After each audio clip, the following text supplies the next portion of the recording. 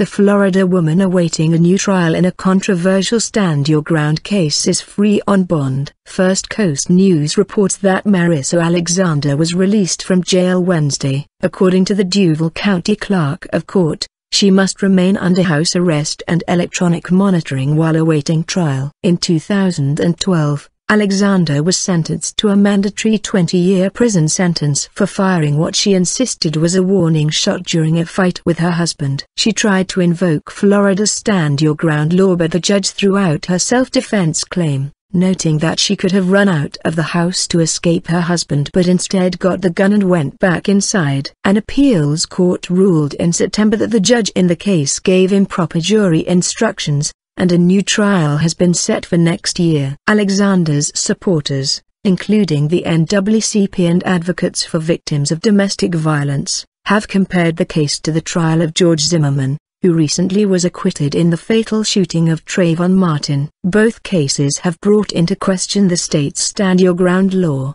which generally allows people to use deadly force if they feel threatened. Alexander, who had never been arrested before, has said she fired a bullet at a wall in 2010 to scare off her husband when she felt he was threatening her. No one was hurt, but the judge in the case said he was bound by state law to sentence her to 20 years in prison after she was convicted of aggravated assault with a deadly weapon. Alexander had rejected a plea deal that would have resulted in a 3-year prison sentence and chose to go to trial. A jury deliberated 12 minutes before convicting her. Alexander was also charged with domestic battery 4 months after the shooting in another assault on her husband. She pleaded no contest and was sentenced to time served.